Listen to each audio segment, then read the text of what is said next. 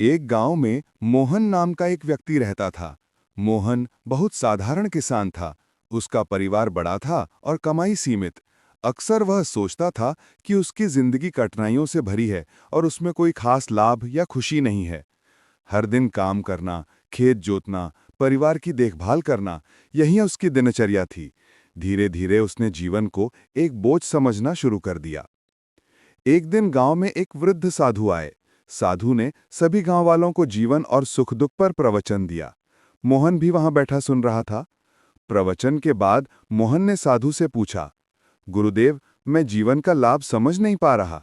रोज मेहनत करता हूं, मुश्किलें झेलता हूं, पर खुशी कहाँ है?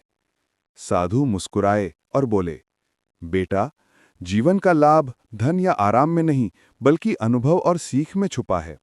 क्या तुमने कभी गौर किया कि तुम्हारे बच्चे तुम्हें देखकर मेहनत करना सीखते हैं? क्या तुमने सोचा कि तुम्हारी पत्नी तुम्हारे सहारे मजबूत रहती है?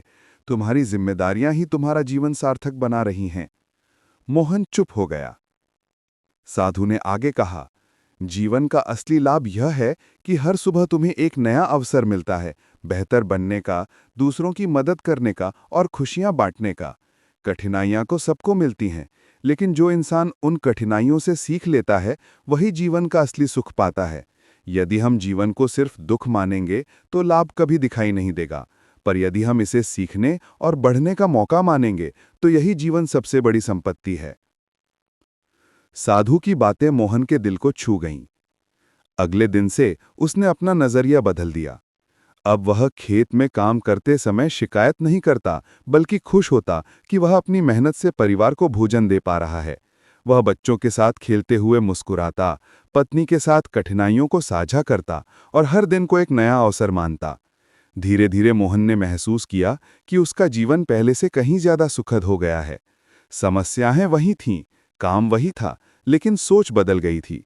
उसे समझ आया कि जीवन का लाभ तभी मिलता है जब हम उसका महत्व समझें और हर दिन को कृतज्ञता के साथ जिएं।